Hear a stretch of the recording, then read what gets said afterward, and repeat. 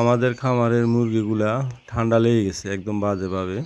তো ঠান্ডার জন্য আমরা যে মেডিসিনগুলো ব্যবহার করতেছি এগুলো আপনাদেরকে দেখাবো এবং কিভাবে ব্যবহার করবেন এবং এর ওষুধের রেজাল্ট কেমন হলো পরবর্তীতে আমরা আপনাদেরকে জানাবো। এখানে আমাদের খামারের বাচ্চার বয়স হলো আজকে 9 দিন।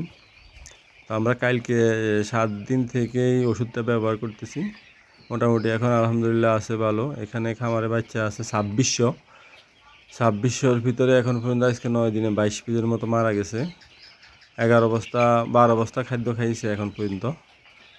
তো চলুন আপনাদেরকে আমি ওষুধগুলো দেখাই এবং কীভাবে ব্যবহার করবেন। তার আগে চ্যানেলটি সাবস্ক্রাইব করে আমাদের সাথে থাকবেন। অবশ্যই আপনাদের কোনো প্রশ্ন থাকলে কমেন্ট করবেন।